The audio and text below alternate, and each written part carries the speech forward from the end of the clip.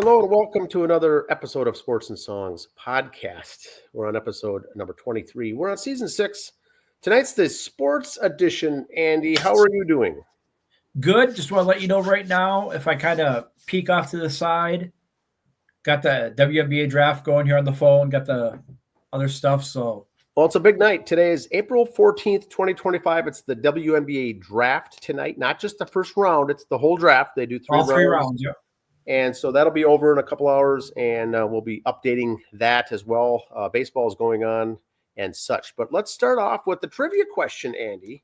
Fire away. Then we'll get into sports. The Masters was yesterday, and Mr. Rory McIlroy won his 4th time. They call it the Grand Slam, Andy. The Grand Slam, winning it one event four times, not in a row, but in over his career.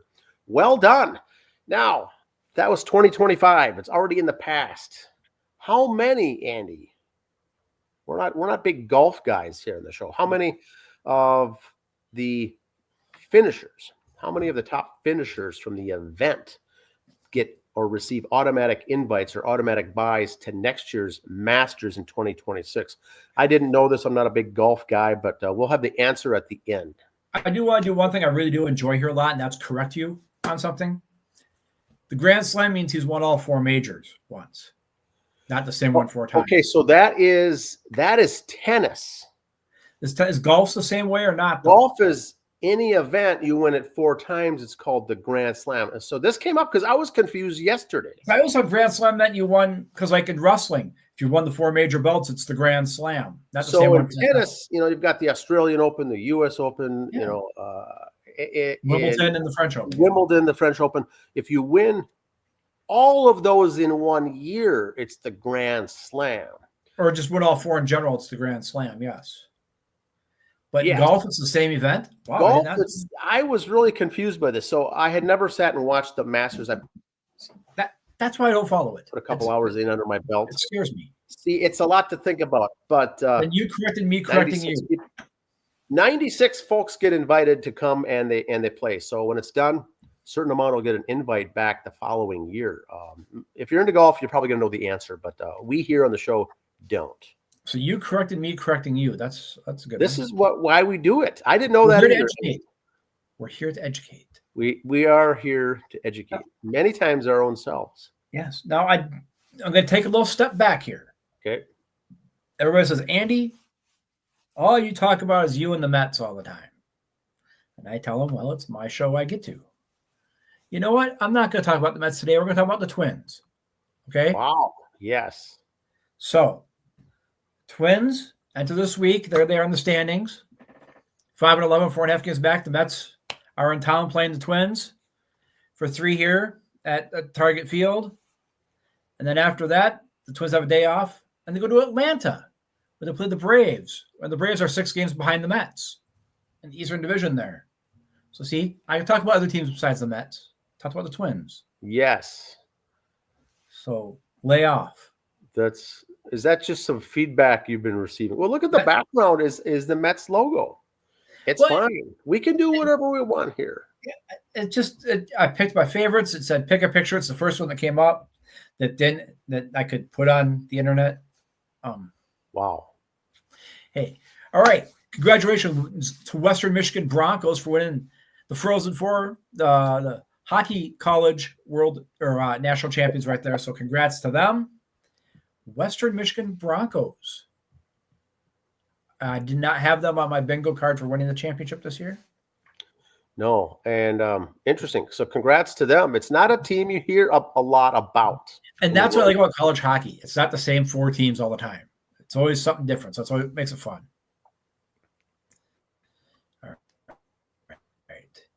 The Bison were in D.C. One of many pictures we posted. You go to any of the North Dakota TV station feeds last week on Facebook. Pictures of the national champions there with the Don. Nice of him to make time to see the boys. That was great. The Bison. What a game. Time for a little bit of AI. AI.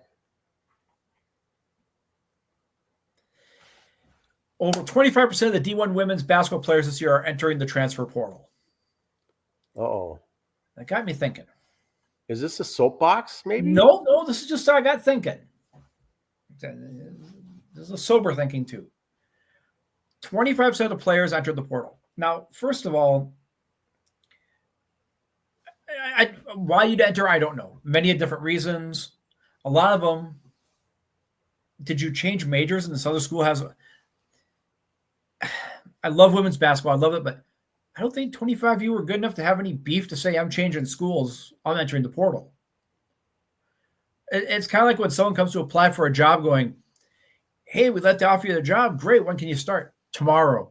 Don't you have to give your other job a 2-week notice? Nah, screw them. I'll start here tomorrow. Well, what makes you think they're not going to leave you in a few weeks? So you got these players who are quitting on a 4-year college scholarship they agreed on. And this is for any sport. I'm just using the women's basketball because it's happening now. Any sport. Would you really want a player who's going to transfer to you at the drop of a hat after making a 4-year commitment elsewhere? What makes you think they're going to stick around for you for the next 2-3 years where they got left? And a lot of them are entering this portal for NIL money. These girls are making a lot more than they're making if they went pro. You're going to pay someone for 1 year in college? No. I mean, TCU got this guy here from Notre Dame. TCU, yeah, they had Haley this year, and they had a nice run, made the Final Four, but wow, you think this one girl's going to put you over the top and make you a contender all the time and get recruits to you and everything else? And also, I don't know how it works with sports in the portal. You enter the portal, say no one picks you up. Can you go back to the team you left, or are you done? See, that's what I don't know. I don't know. Get Kevin on that. We'll do a special episode on the portal later. Now I have a comment. And go ahead.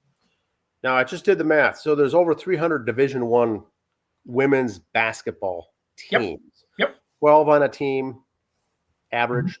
That's 900 players. This stat says 25% are in the portal. Just imagine 900 players at one time. That's 225 girls. Not all at the same time, but have made their appearance in the portal as the offseason happened. So the season ends, there's a date they can enter, and then they get picked up, and they get but it's a lot of activity. And like you said, if they don't get picked up, what if they don't go to the team they want? What if they don't, no one selects them? It is a mess. And, you know, we know there's 5 or 10 names that are big names for NIL money and licensing and name, image, likeness, but there's 900. So there's not big money for 90% of those girls that are in that transfer portal. But like you said, this is every sport. I just can imagine. Yeah. I just use this one that came up today. Yeah. That's a lot of transactions. Boy, the paperwork, the scholarships, administratively, that's got to be a nightmare. I think I could be wrong. If you know something about it, please chime in and leave a comment. I think it would be an administrative nightmare going through all this. We'd love to have you on and explain this to everybody, because we keep hearing portal. And everybody's like, yeah, the portal, like we know what the hell we're talking about. We're no idea. And there it is. This comment was here. Angel Reese thinks she's having trouble getting attention now. Wait till Paige Beckers enters the WNBA. Work on those layups, Angel. So this one was put on there. So I thought it was kind of funny. It is. I think it'll be good because we won't hear much about Angel here next year. We might hear more about her, but it's going to get diluted with all this talent that's coming in. And like this person said, that Angel wasn't the star last year. How on earth is she going to keep it up? She's going to rotate herself right out of significance. And like you said, she's going to go to plan B. I think, whether it's an OnlyFans or modeling or something, she's going to be doing something to make big bucks. 3-3. She's not going to be relevant, I don't think, much longer in the WNBA. Right, got your homework assignment for you. Get your pen and paper out. Write this down. Okay. The pool is set for next year's World Baseball Classic. There's your teams. Start researching them so you're ready for next February, March, when we go through the games, so you know who's who. And so we covered this on the show the last time. We covered this on the show, and it looks like I think again we'll get the folks and the followers prepped on this when it comes up next year. Yeah, so that's your homework. Start looking at these. Go over it with your atlas out and see where these countries are. Do a little research on the Facebook. Some of these teams, we do post their stuff on our social media. So a little like and follow would be nice on the Facebook. You'll see some of these names. And get ready for that. You got about a year, just under a year. 147. Okay, I lied. I'm going to talk about the Mets. As of this morning, that's their magic number. Magic numbers are announced. Here we go. 147. So the countdown has begun. Yeah, they're playing some good ball. So Twins did the Joe Mauer statue now. So there he is. That's the picture they got for him. That's the best they could do. Now, Andy, just to chime in here, I thought that was good. I haven't been there to look at it. Maybe you'll see it tomorrow night, but yep. that looks realistic. It looks good. And I think the other ones around the plaza look good also. I'm just not a fan of the Kirby Puckett one. I think a lot of people are the same way. It's just such a goofy look to it. Yeah. This is solid. I like it. I think it's kind of, because he didn't play catcher towards the end of his career, but that's kind of, most of us who followed his career know him as a catcher, so I kind of like that aspect of it. And now for the soapbox. Yes. Can only imagine. Transgender people in other sports. Okay. We've touched on this before, and just here's my soapbox here. I'm going to say it, and I'm going to be done. So you can all give them a chance, give them this and that, How about this? And I'm just going to use swimming as an example. Yes, with Leah Thomas. Yes. All right. So Thomas cannot compete with the girls, can't compete with the boys. But how about in meet? They have them in their own little locker room, and you have a heat of just all the transgenders, and they go. Track and field, 1 50-yard dash of just the transgenders, or 4x400 if you got enough of them for that. Have them compete against other transgenders, and that's it. Why can't we just do that? It's like starting a new sport in a way. Now, hey, women's football. It's not catching on yet. It's going to be small. It'll catch on. Just start it small and see if it grows. Now, Andy, here's my question. Yes. As I believe that this has been attempted, right? But we've talked about it. We've talked about it before, but I do think that they've tried it in swimming, like having just all them tried it, and no one applied, no one signed up, no one offered to do it, and they said, "Look, we had the opportunity, no one did it." So I think you're on point that it's a fair thing to try. Let's try it again, and maybe try it again, but. And once again, for those, and I see a lot of this on social media, what they're doing is eliminating the genders for sporting events. It's just men's and women's. That's it. Yep. You can be transgender. You can go through and have a sex change. You could be transgender, whatever you want. Just when it comes to competition sports, they're asking, look, do it, do it after college. Once you're done with college, you're 22, 23 years old, do all the transgender stuff that you want. But if you're going to be an athlete, you have got to pick. Your body's still growing. Your body's still changing. Do it after is all that we're saying here on the show. We got nothing against. It's good. The paperwork, like the NIL deal. So when Thomas became a girl, now that's another woman's scholarship, not a man's, or is it still the same scholar? How does all that paperwork handle out too? Because does the school have X number of scholarships, or do they have so many male, so many female? I don't know. Again, questions I don't understand. I'd like to learn more about. And you've touched on this before, that it does. You switch over in that case, you're taking away now a scholarship from the woman's side. That's now someone's going to lose that scholarship and still can make the team and then still pay the bill for the tuition instead of getting it for free, what have you, something like that. But it's such an impact on that whole fiasco side of it. Once again, do what you want on your own time, but for D1 and D2 and D3 sports, there's just two. So sign up for one or whatever you are, sign up and do it. You can be whatever lifestyle you want during the season or after the season, but as sports are, you You can't. It's just not ever going to work. So that's why I think they changed and redid the rule. And so your option is to create a third thing. Maybe that'll work. Maybe not. I don't know. But it's a dilemma. And I still see posts about this on social media that there's still folks are still upset. And so, Yep. And that's what I got. Just want a quick WNBA draft update. Yes. Haley Van Lith, as we talked about, she did go 11th to Chicago Sky, like a lot of people were picking. Again, Paige Bueckers was your number 1 pick. Early in the second round.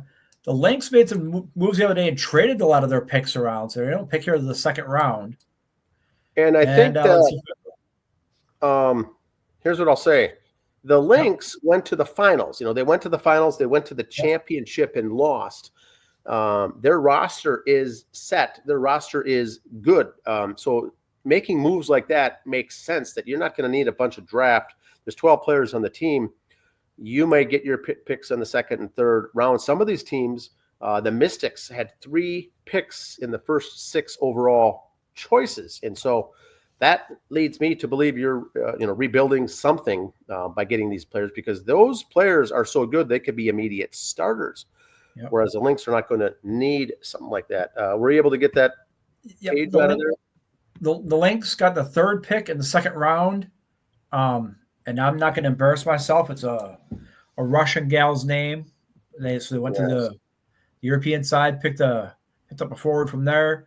They will have the 12th pick here in the second round also, which isn't up yet. And in the third round, I think they still have their 12th pick in the third round too. Let me check. Yep. 12th pick. So next to last in the second, third round here. But they have gone off menu, if you will. Not someone who'd recognize a name from. In fact, on the WNBA website, this poor gal they just drafted, they have no stats for her. I'm pretty sure in Russia they kept stats. It's just the WNBA doesn't have them to put on their site for it. And an interesting thing when watching this, and this came up myself, is that you're not watching the draft of the best NCAA players that are seniors that we just got done watching. Yeah. There's lots of international players that are involved, players from different countries that didn't play college here at all. So that's another fun, interesting thing about the WNBA draft. It's not just your top recognizable names and that's it. It's folks from all over. Some have even played professionally already, but have not played in the WNBA, so they're eligible to be drafted. So it's a different animal. With Paige Bueckers going to Dallas, the interesting thing to note, I'll mention here on the show, is that the Minnesota Lynx opening game for regular season is against Dallas. They will be playing part of that opening night on ESPN, I think, against Dallas. And I'm not sure if it's home or away, but Dallas against the Minnesota Lynx season opener. So that will be a good gauge to see, how sold out these events are in these arenas, how many people are watching it and whatnot. Should be fun. Trivia question, Andy. All right, I'm looking up just real quick. I'm looking up this gal's stats here from the Soviet Union that we just drafted. Okay. She is 19 years old. She was so she's just a youngin. She's played just her whole career over there across the pond, as they say. She represented Russia in the under 16 European title or championships a while ago. So she's a youngin. So we're not picking up someone, milking their career out. We got good young talent. See her in a couple of years, I suppose. Here, let her finish out their contract there, and they come over. So interesting. We are set. The trivia question at the beginning of the show was the Masters tournament. 96 people are invited every year to the Masters. It is free. They do not have to pay an entrance fee to be in the tournament. It is free to play, but you have to get in by an invite. So the 2025 event just ended. How many of the top players get automatic invites now, Andy, do you think, for next year? I'm going to say the top 10. The answer is close. Answer is top 12. The top 12 finishers on Sunday get an automatic berth, an automatic bid, if you will. That's how a tournament verbiage is from the sports we watch. But it's an invite. Okay. You can only get to the Masters on an invite. Top 12 get an automatic invite for the 2026. Now, if you win it, like Rory, fourth time. Yep. You have unlimited. You'll be rest of your life. You will get an invite to be in that event, regardless if you're good, bad, whatever. The big thing was what is his name? Who was the player that just couldn't go this year after 31 straight years? Vijay Singh. Oh yeah, Vijay Singh. Yep. For 31 straight years, he's played in the Masters. That was a record, I think. That was a record, and it was snapped. He just had surgery and had injury, could not play, had to withdraw. But very interesting. You do get unlimited invites to play in that event. Good stuff. $21 million purse broken out between those 95 players. Interesting stuff. That's the answer. Mets Twins 1-1 after 5. Twins and Mets. All right. We'll see you next week with more updates on sports and baseball, probably a lot next week. Watch for the follows. I'm going to the Twins Mets game tomorrow. Dan will be in Atlanta for the games over the weekend. So check the social medias for pictures and highlights. Yes, there should be plenty. Have a good week. See ya.